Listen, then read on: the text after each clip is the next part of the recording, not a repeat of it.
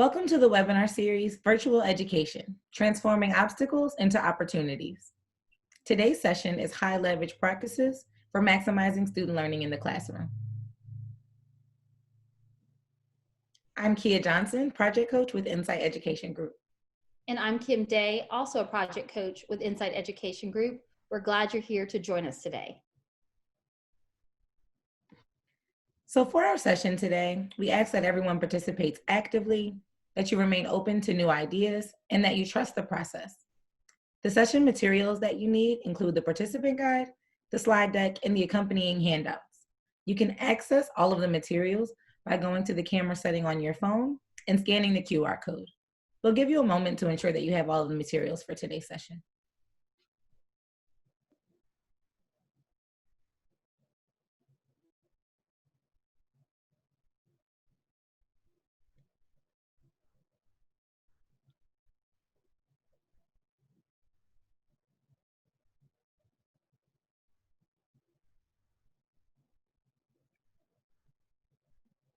In our session today, we're going to identify high leverage practices to maximize student-centered learning in the virtual classroom, as well as build capacity around observing virtual instruction and coaching to support student-centered learning.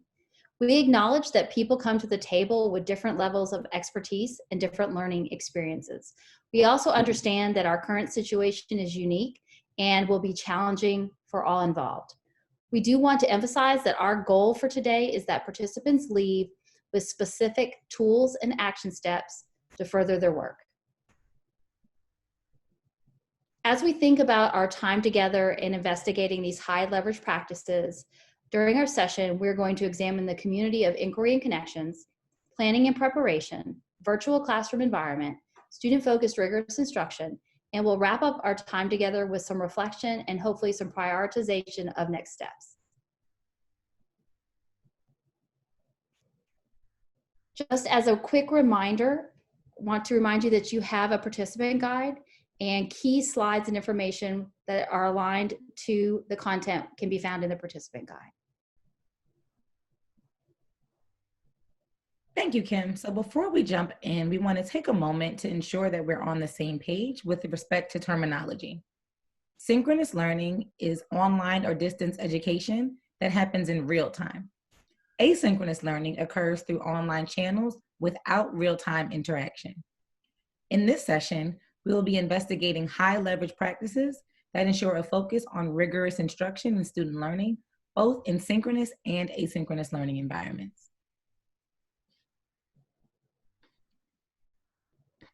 We also want to remind everyone that this is just a short webinar, but it is action-oriented. Opportunities will be offered to stop, jot, and capture your thinking and ideas throughout the session.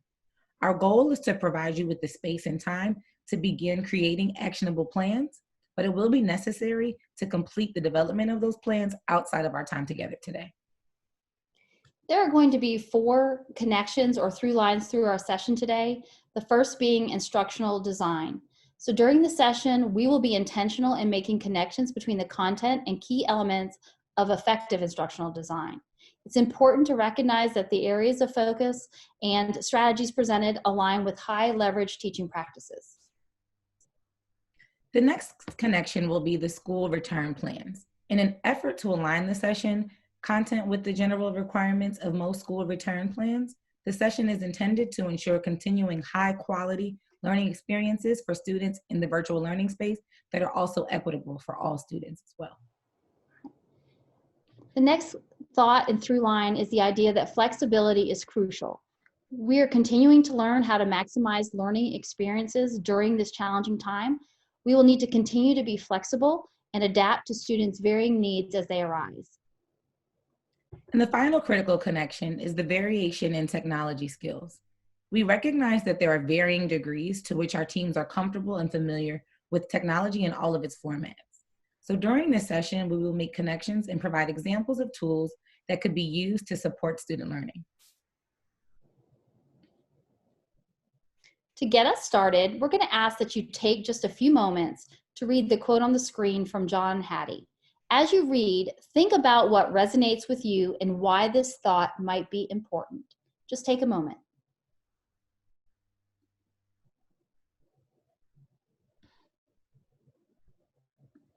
As we begin to spend some time today focusing on providing students with virtual experiences focused on high quality learning, we want to be reminded of the urgency and need to continue to develop and propel students as we prepare them for learning and overall development. Thank you, Kim. And so, the first thing that we're going to explore in order to do so is the community of inquiry theoretical framework, which provides a foundation for and supports much of the research on online and blended learning and is grounded in collaborative constructivism. Given the concerns that many teachers have about the isolating nature of online learning, the community of inquiry places a focus on creating a community of learners who can make meaning while interacting online. This framework provides a structure for teachers to design and facilitate an online course to effectively engage students in active learning. That being said, as you develop or refine your school return plans, think about what professional opportunities will be needed to ensure that teachers can effectively provide virtual learning opportunities using high leverage strategies that align to your context. The community of inquiry framework is composed of three interconnected presences: the social presence, the teaching presence, and the cognitive presence. The social presence refers to the learner's ability to assert their social and emotional selves, view their classmates as real people, and communicate openly online. The teaching presence encompasses the design, instruction, and facilitation of the learning in the course. And then finally, the cognitive presence is the learner's ability to construct meaning through a process of inquiry, dialogue, and reflection. Understanding the interplay between these three presences can help the teachers in transitioning their courses to online formats and developing experiences for learners that are engaging, student-centered, and leverage the class's collective intelligence. And finally, many of the school return plans require that districts provide specific details on how they will deliver learning to all students. In this session, we will examine a variety of high-level strategies that support students and individuals and provide structures for teachers that put students at the center of learning. Just a side note, Kia, we want to make sure that we recognize and understand the fact that as we plan for student learning, these three presences are going to overlap. I think the graphic really illustrates that well, so we want to kind of consider that as we move forward. Also, just a side note that on the bottom right-hand corner of your slide, you'll notice there's a page icon with a 3. That page and the page icon and the number indicate an aligning page in the participant guide. So for example, you can find this community of inquiry graphic on page 3 in the participant guide. Thank you, Kim. Sure. So let's begin with planning and preparation. During this segment of our webinar, we're going to be paying particular attention to prioritizing instructional goals, designing coherent instruction, and how we assess student learning. So let's focus for a minute on why we would spend time discussing the planning and preparation for rigorous instruction focused on student learning. First, it's crucial to intentionally invest time in clearly identifying a roadmap to student mastery and to anticipate any potential student misunderstandings. Second, it's crucial to prioritize the learning community itself and to design rigorous student-centered learning. And as we dive into planning and preparation, we will be identifying strategies and tools that specifically align with these key elements of effective instructional design and practice. In this virtual environment, it is critical to be intentional in the planning and designing of instruction. That includes ensuring that learning remains rigorous and focused on student outcomes that align to the expectations of standards. We want to build learning opportunities that will engage all students in optimum learning tasks, not just busy tasks. The choice of task matters, and according to the research of John Hattie, it is the choice of task relative to where students are now and where they need to go next that advances their learning. So in order to provide learning that is meaningful and rigorous, we are going to examine through the planning domain, specifically building a community of learners, utilizing a student-focused instructional model, and defining or selecting essential learning objectives. Building a community that is focused on learning is central and requires the teacher to create the conditions in the learning environment where children feel empowered and safe to take risks, to explore, and to be inquisitive, and to share ideas with one another. Absolutely, Kim. And one way to empower learners is to clearly define roles and responsibilities with students. For example, you may develop a procedure for how students actively contribute to discussion in the virtual classroom. Specifically, if you are using breakout rooms, you may develop specific roles with the students, such as lead, scribe, timekeeper, etc. And as we establish the community of learners, it's important that we adjust the synchronous amount of time to honor our current reality. We should recognize that the amount of face-to-face time where the student and the teacher can engage and interact may be shorter than in the traditional classroom setting. And I think right in that, with that same thought, Kim, as we prepare to adjust the time for synchronous instruction, we must think about student learning and what the college and career readiness standards require, and what fundamental concepts are critical to student mastery of the content. In a moment, we're going to examine a specific standard and walk through this process together. Thank you, Kia. So as we prioritize those concepts, developing student success criteria that clearly outline the student actions necessary to demonstrate mastery and maintain the focus on learning will be critical. As we develop this vision of mastery, it's also critical to consider the various methods of assessment and the tools that will be needed to assess student mastery. When doing this, be intentional about thinking about where the work lives in your school. We do not intend to imply that each teacher should individually make these determinations. It's critical to think about who can lead these conversations on your campus. So let's take a look on this next slide at the student success criteria. In our session today, we're going to conduct a virtual visit with Mrs. Apple. In this virtual lesson, she and her team have noted that making an inference is critical learning for students. As she and her team plan the lesson, they've identified the student success criteria in advance of the lesson. Take a moment to review the student success criteria for the skill. You can find this illustration on page 5 in your participant guide. On our screen, you'll notice that Ms. Apple and her team have stated that for distinguished, students will be able to draw a conclusion and use evidence to support it by making a variety of literary connections, including text to self, text to world, and text to text. And this example will serve as the example that we utilize throughout this session today.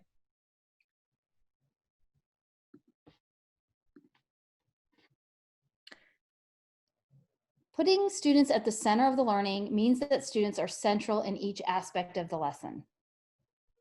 Selecting a modular approach to instruction by dividing the lesson into multiple segments allows the educator to determine which components occur synchronously or asynchronously. This serves as a roadmap for students, allowing them to clearly see what they are working toward. Planning in this way allows students opportunities to not only engage with peers and the teacher during synchronous learning events, but also opportunities to work at their own pace offline. Let's look at an example instructional plan. Thanks, Kim. So this is an example of an instructional plan that focuses on the critical components of online instruction and allows the teacher to reflect on each component of the lesson, thus determining which components are best suited for synchronous and/or asynchronous instruction. Additionally, this allows the teacher to determine how to best engage students in each component of the lesson. And we'll review the components on the next slide. As we begin to transition to the next slide, you'll find this particular example on page 6 in your participant guide. So you see here that the critical components of the online instructional model are used to plan for quality instructional opportunities and provide guidance on the actionable teacher moves in the classroom and the technology tools that can be most advantageous in the learning environment. For example, let's explore the discussion component. Specific strategies that the teacher might use include providing opportunities for peer-to-peer academic conversations that encourage students to synthesize information from multiple sources. This interaction could be either synchronous or asynchronous, and technology tools such as the Google Classroom question function, Padlet, or a virtual meeting space could be utilized, and that's just to name a few. So what occurs during each component and how does that action translate into the virtual classroom?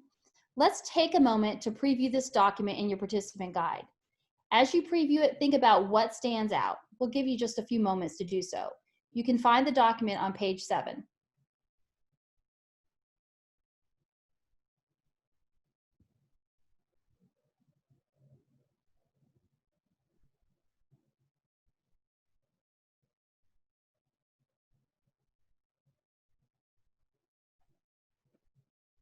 As you review the document, we hope that you notice that lessons can be planned strategically by building out modules that allow the teacher to maximize the student's engagement in each section.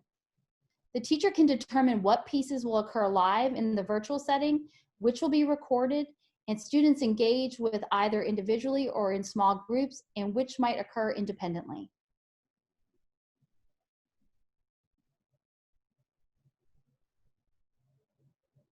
We're going to take a few moments now to pause and plan.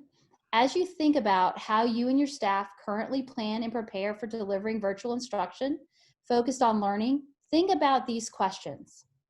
How will you prioritize student learning? Who are your key team members? How will you ensure that effective modules for students are developed? How will you assess for student mastery? We're going to give you some time to jot down your ideas. Consider how you will hold yourself accountable. Take a minute, stop and jot your ideas in the participant guide. You'll find that on page 8.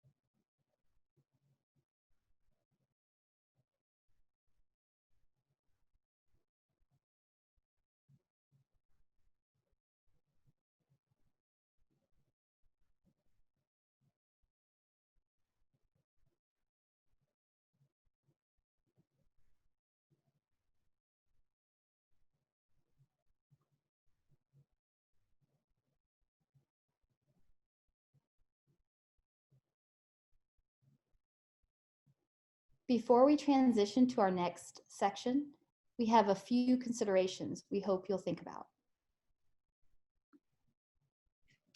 So as we wrap up this session, there's a few considerations look for as our action steps that you may have outlined in your own plans during the pause and plan time. You'll want to be sure to consider as you think about prioritizing student learning, a plan to engage students in high-level cognitive activity, intentional opportunities for student choice, clear criteria for assessing student work, and opportunities for student involvement in the planning of instruction. As you think about your key team members, remember to identify where expertise in core content areas lies on your team, and also to be thoughtful about who's taking the lead on the distance learning effort overall. And finally, as you think about how to ensure that effective modules for students are built and that assessment for student mastery is diverse, be sure to think about who will monitor, observe, and provide feedback along the way.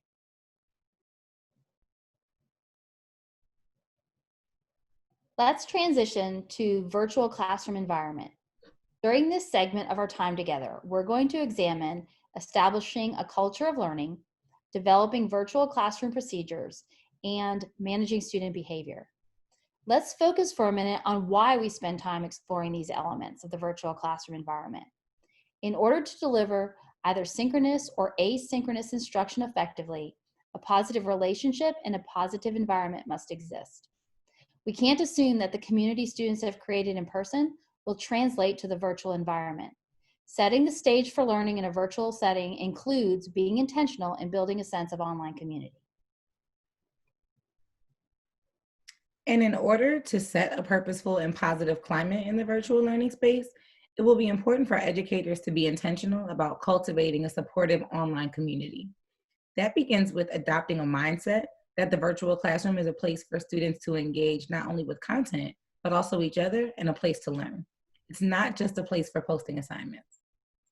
In order to begin, educators must realize that intentional norms, structures, and consequences will need to be co-created with students to give them ownership of the space.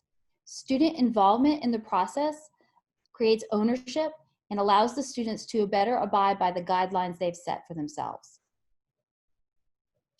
And in addition to that, setting up structured and purposeful opportunities for students to communicate is another great way to build a sense of community in the virtual classroom. For example, setting up an icebreaker question can be a way for students to learn about their peers and to help them view their virtual classmates as real people with real feelings, values, and their own beliefs. As we think about establishing positive culture and climate in our virtual classrooms, We have examples of setting student norms and icebreakers for students on the slide above. The 15 rules of netiquette, for example, give students clear and explicit guidelines for how to engage in discussion with their classmates.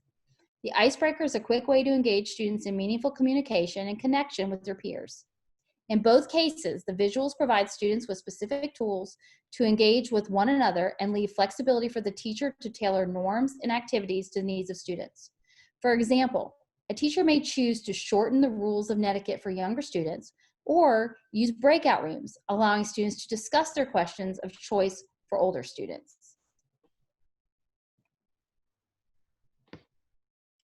And so, as you think about how you and your staff are setting the climate in the virtual classroom, think again about some of the successes, challenges, and opportunities for growth that exist. Take a moment to reflect on what resources you need to build a positive climate in the virtual space, how you'll provide opportunities for students to communicate and connect, and most importantly, how you hold yourself accountable. So take about a minute and you can refer to page 9 in your participant guide to begin your plan.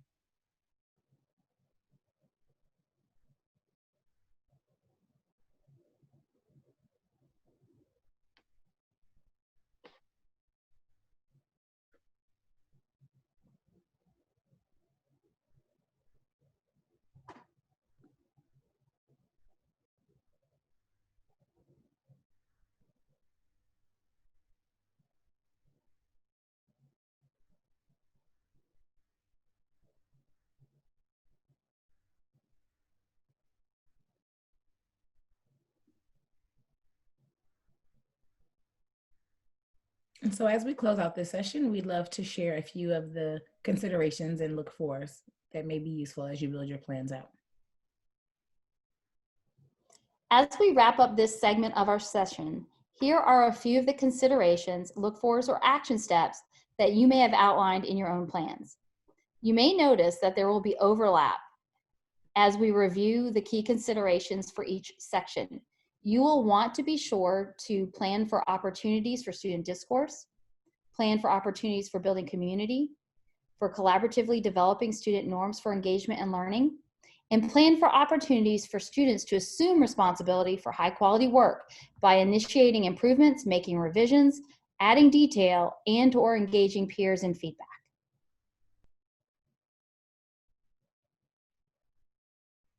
So we're going to move into our final portion of today's session, which is student-focused, rigorous instruction.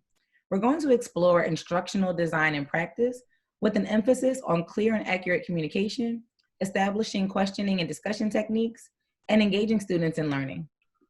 Regardless of whether instruction is face-to-face or virtual, the responsibility and obligation to maximize learning outcomes for students does not change. We must provide every student with rigorous, relevant, and quality instruction that is aligned to their specific needs. In this section, we will investigate ways to ensure that we are delivering quality instruction and also supporting teachers by providing actionable feedback and coaching to support those efforts. In webinar 1, we discussed the importance of virtual teacher coaching in reference to providing students with rigorous instruction. Today, we've discussed the importance of developing learning experiences that keep students central. One specific high leverage strategy that keeps students engaged and thinking deeply is academic discourse. This means that educators have to select strategies that will maintain a focus on the purpose and guide students to question and think deeply. This could include providing students with pre-work prior to joining the virtual lesson. An example might be to ask students to generate questions in response to a prompt or stimulus, or asking students to read a text in advance. We're going to observe a virtual lesson. During our visit, we want to collect evidence focused on the high leverage strategies used in the lesson. Following the visit, we will engage in a post-conference conversation so that we can explore how we can continue to build student understanding through the lens of teacher coaching. Thank you, Kim. So think back to our first webinar. Here's one example of a simple data collection tool that was used during a virtual visit. It is important to remember that the purpose is for feedback and support at this point. A leader may opt to choose one area to focus on. Consider prioritizing based on the current needs of your teachers and your building. As you are conducting virtual visits, please remember to conduct coaching conversations to your specific teaching standards and expectations for delivery of instruction. So let's take a quick moment to reacquaint ourselves with the descriptors. They include high leverage practices utilized, learning in a virtual environment, opportunities to support, actionable feedback, resources needed, trends noted, and next steps. Take just a second to review the indicators. You can find this on page 12 in your participant guide. And as you're reviewing those indicators, also remember that it's important to outline your expectations for virtual learning through your specific return to school plans. So this will evolve and look different depending on the purpose. It may begin by visiting during the beginning of a lesson, but that's not always going to be the case. In line with that, please remember in terms of time for a virtual visit, somewhere between 10 and 15 minutes. Actual face-to-face time in a virtual setting is shorter than in an actual school environment.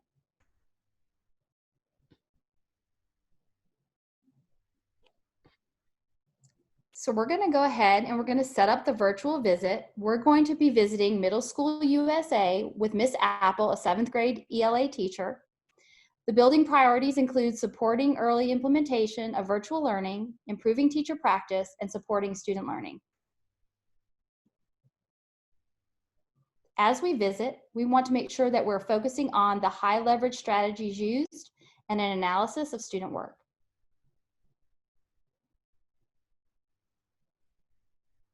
So for the purposes of this observation, we are going to be observing for the high leverage strategies that support student-focused instruction. Take a moment to refamiliarize yourself with the evidence collected during the virtual observation of Ms. Apple's class. You'll remember that Ms. Apple has 25 students enrolled in this particular section, 18 of whom were logged in for the lesson. It's also important to note that we observed about 15 minutes of synchronous instruction with a focus on the modeling and discussion components of the online instruction. You'll notice that the planning documents clearly outline which activities are happening synchronously or asynchronously using the letters A or S as indicators. And during the modeling, Ms. Apple engaged students in a read aloud and think aloud, leveraging the Zoom drawing tools to demonstrate annotation. Students who failed to log in have the opportunity to engage in this portion of the lesson asynchronously by viewing a recording of the live session. As we move into the discussion portion, you'll observe that Ms. Apple has created multiple opportunities for students to engage in discourse throughout the lesson. During the hook, Padlet is used for brainstorming and creates the opportunity for students to respond to their peers. Students later move into breakout rooms for smaller group guided instruction and also have the opportunity to participate in discussion boards asynchronously after the live session through Schoology. So we're going to give you just a moment or two to examine these documents. They can be found on pages 10 through 13 in your participant guide.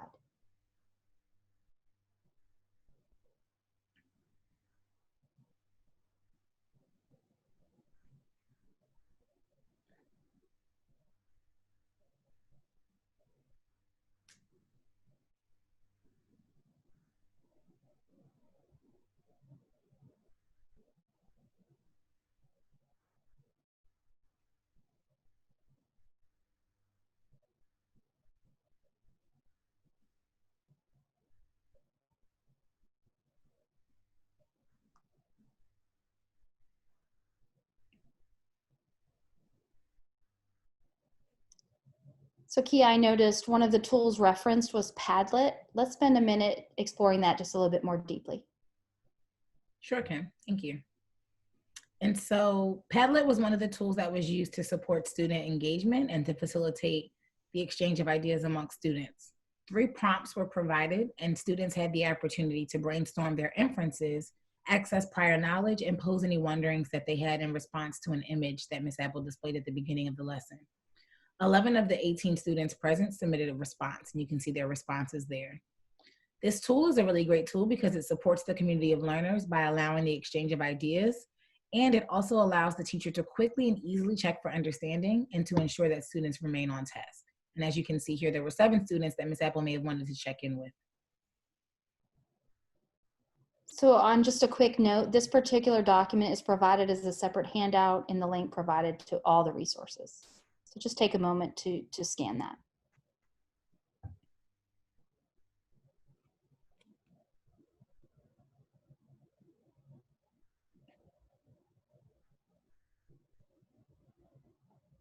So now that we've completed our virtual visit to Ms. Apple's classroom, we're going to take a few moments to engage in a post-conference reflection conversation, focusing on the high-leverage strategies that were used in the lesson. The teacher, Mrs. Apple, will reflect on the impact that those strategies had on student learning during the lesson. So we're going to go ahead and jump in and get started. You ready, Ms. Apple? I'm ready. Excellent. So first of all, thank you for allowing me to join in your virtual lesson. We're going to spend a little bit of time reflecting on what students were able to accomplish. And we'll start by just really engaging in a couple of self-reflection questions, if that's okay with you. Absolutely, yes. All right, so let's think about, as you think about the lesson, what were students able to do or able to learn? And really, how do you know? What was the expectation? So the expectation was that students were able to make the inference. And so, embedded in that skill is the ability to, one, draw a conclusion, and then to cite the evidence, that's relevant and supports that conclusion that they've drawn directly from the text. And so what I was able to see during the lesson is that, one, students definitely had that concept of making the inference and just drawing the conclusion down pat. They did. I only had 11 students out of the 18 that were there that responded during the initial hook, but they all posed some really great, made some really great inferences and posed some really great questions. We moved into the modeling section. So I did a think aloud and read aloud and modeled for students how I was thinking through the text that we read together. And then they had an opportunity to practice in small groups. And so the responses from students from the group work were very strong.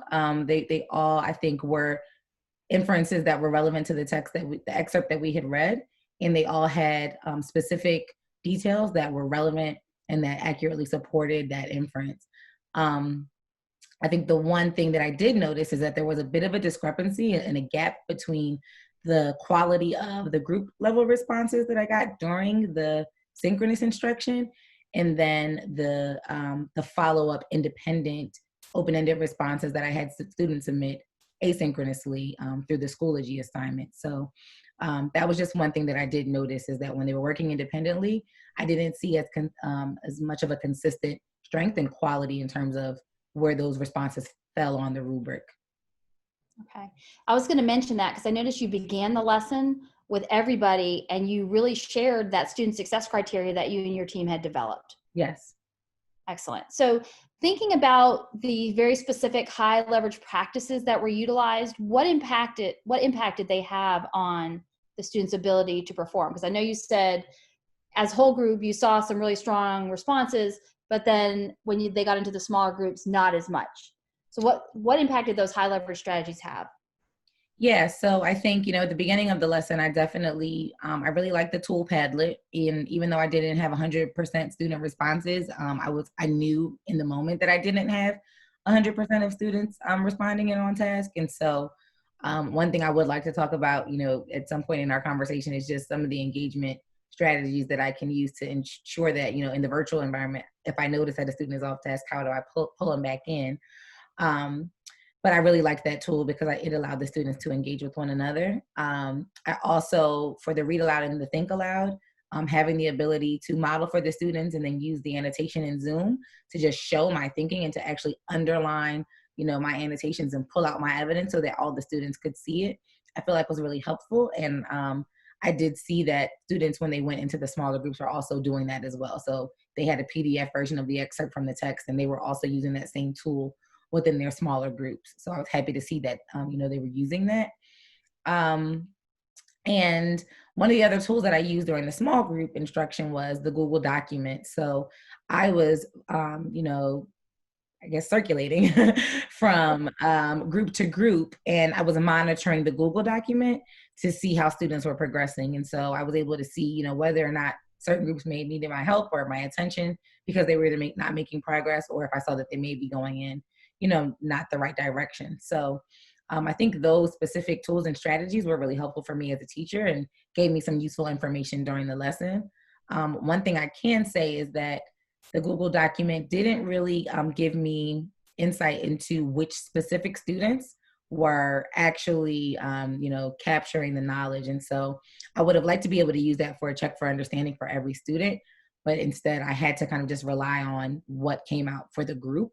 And as I was circulating from group to group, I did notice that, as always, there's some more dominant voices in the group, and so I think that maybe the responses that I got that seemed strong may have been a little bit more reflective of one or two students in the group, as opposed to showing the ability and skill level of all the kids in the group. Absolutely. So I had the benefit of you putting me into one of the breakout groups, and I concur. I saw that as well. So first thing I want to point out is I really commend you for having a focus on really strengthening the student discourse and recognizing that as a high leverage strategy and thinking about how you can monitor that. And I know that's where that original Google Doc came into play. Yes. I did see, as you said, that the annotation piece, because of that strong model at the beginning, kids were able to carry that into the breakout rooms and to do that. Also, a few of the students who are the stronger personalities in the group that I was in, their voice was more largely represented on that Google document. So you just said you're wanting to think about how you can really strengthen that as a way to really gauge student understanding. So in terms of a way to monitor that, have you given any thought to how maybe we can adapt to the Google Doc itself to help with that? Yeah, I've thought about it. And I think that, if I structured it in such a way that it allowed me, one, my grouping was random. So I'm just getting the hang of using breakout rooms. And so I think if there's a way for me on that document, and probably, planning my groups out in advance, so for me to be able to specifically see which students are in each group through that document, and then also monitor what their contributions are, I could have a much better sense of what students know, what they don't know. Okay, so I agree. And since we've been focusing on the idea of note trackers, and so you're using that Google Doc, since I was thinking along those same lines, I took a Google Doc that you were using from the class and modified it just a bit, right along with what you're saying. So take a minute and look at this note tracker. There's an opportunity here to really link and assign specific groups, number one, and give a little bit more structure to the document. So I'll give you a second to look and maybe tell me what you like. Maybe we could tweak or change, and then how I can help you with this. Yeah, I really, really like this. So I think, one, I like that it allows for me to link my groups in, because I think that I can do some really intentional grouping of students to make sure that it's just intentional and that students are able to benefit, mutually from being grouped with one another. Um, I really like that there's, space here for the prompt, because that was something else that I noticed, is that when I got to certain groups, sometimes they were, like, which part am I supposed to be working on? And so since the prompt would be there, the discussion question is right there for students as a visual reminder. And then just how it is structured in such a way that there needs to be a recorder. They have to write their name, and they have to type in, the page numbers and any of the connections that they're making individually. I just think it really, really enhances the student's ability to carry the cognitive load, and then for me as the teacher to make sure that I'm monitoring for that. Absolutely. And I want to remind you too, to give yourself some grace. That's something we've been telling ourselves, right? Yeah. You've stepped out and really taken and put a lot of things into place to get started. So really, that's something to celebrate. And I think this is just a next step. So how can I help you with this? Yeah. So as you may have noticed, there were 18 students on. So there are actually 7 students that did not log in for that class. And then there are a few others that I didn't get responses from the Schoology assignment. So that group of students, which I think is 11 students in total, I'm actually going to pull in for another session, and then I'm going to break them up into 2 smaller groups. So if it's possible, I think it would be super helpful if you were able to observe some of the reteaching that I'm doing, so that I can kind of course correct some of these things we just talked about. And then also in that smaller group, I'm definitely going to use this version of the Google document again, so that I have, just a much better understanding of where individual students are. and that they're held more accountable for, actively contributing to the discourse. Yes to all those things you've just said. And would it be a benefit, since I'll be there, maybe you could put me into one of those groups Right. and let me support. I'd love that. And so if I could monitor one group and you monitor the other, I think it'd be awesome to be able to come back together and discuss, what went well, and maybe if there's still any areas of development. I would really be happy to do that. Thank you so much. All right, let's step out of that role play. Thank you, Miss Apple. Thank you, Miss Day. All right, so let's go ahead and let's move into our pause and plan. And so as you think about how you and your staff are providing student-focused, rigorous instruction, think again about the successes that you've experienced, any challenges or barriers that exist, and what opportunities for growth there are right now. Remember to think about how you will engage students in making meaning of the content, how you will provide continuous, actionable feedback and coaching to support your teachers, and what does accountability look like for you and your team. Take about a minute on page 15 of your participant guide and get started on that plan.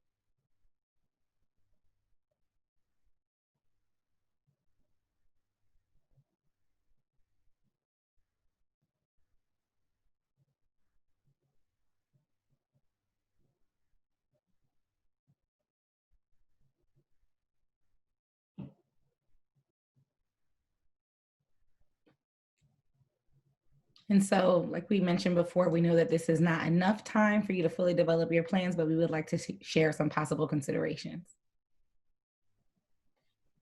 So as we wrap up this session, as Kia said, here are a few of the considerations, look forwards, and action steps that you may have already outlined in your own plans.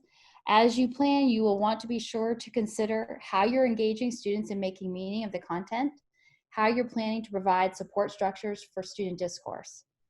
As always, continue to think about how you'll provide continuous actionable feedback and coaching support for teachers, specifically developing plans for that continuous actionable feedback and coaching support for teachers that's aligned to those high leverage practices that are being implemented on your campuses. As we reflect on the high leverage practices examined today and the plans we've identified, take a moment to prioritize your next steps. Think about what high leverage practices are working well, what feels the most urgent and immediate to you. Take some time to begin to outline your action steps on page 16 of your participant guide.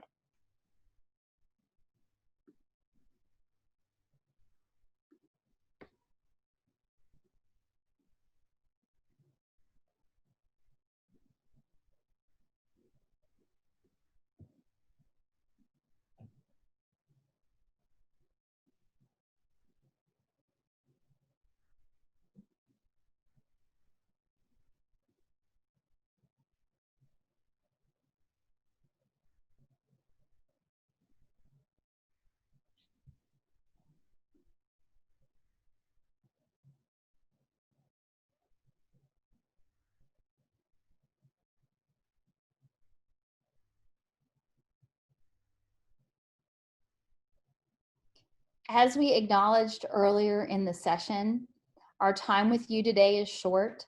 We hope you will take some more time to continue to plan out your next steps and put them into action. Thank you, Kim.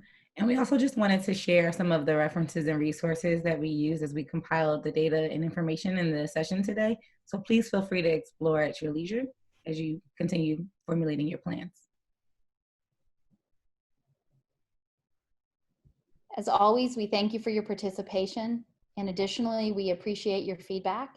If you will put your phone into camera mode, you can scan the QR code to access our feedback survey. We hope you'll join us next time. Thank you so much.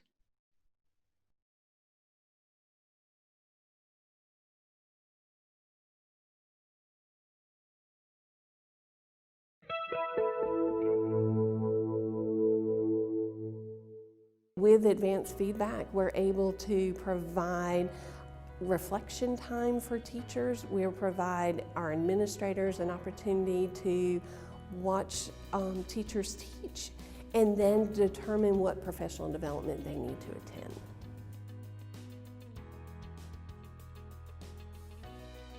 Here's what we know about traditional sit and get professional development. It simply doesn't work.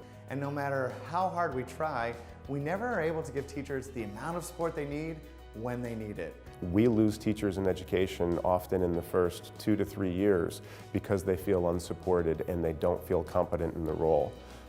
To provide a video tool that allows a teacher to self-check, self-audit, and improve is going to help those teachers feel more confident more quickly, and it's going to keep good teachers in the classroom. With advanced feedback, our teachers for the first time are able to self-reflect. They're able to watch their practice and improve. Teachers look at how they've taught, what worked, what didn't work, and then we use best practices to make that better. It's so much easier when you're seeing it and you can actually use what you're seeing to make the change, to make it better instructional practice. Recently, Insight Advanced launched Advanced Live, and what happened was our users who have been coming back to us over the years have said the asynchronous version of coaching with video works really well, but there are opportunities where they can do so much more with synchronous as well. Even behind the technology, we can connect with a real person, provide a real face, have a face-to-face conversation even if we're not sitting in the same school. It's perfect for creating one-on-one coaching sessions that just need to happen very quickly, that might be a follow-up to a previous observation. But what's also great is we can have meetings with up to 10 folks who are in PLCs and do all kinds of training with that.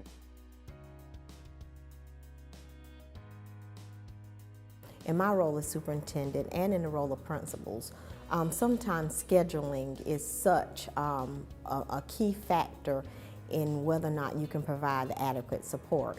Well, when you're using video, that takes that barrier away. It gives flexibility because as administrators, you can't be everywhere. Sometimes your needs are greater than your personnel, and so it just opens that door that even if you can't physically be in that classroom, you can still have an opportunity to provide that feedback on that lesson.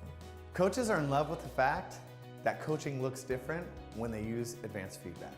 They love the idea that they can watch video, timestamp videos, share videos with each other. Outside of the coaching cycle, a teacher can look at another teacher's best practice and actually apply that to their classroom. One of the great things about using Insight Advance's advanced feedback is that it allows those coaching cycles to take place more frequently, and it helps save time for both the teacher and the coaches involved.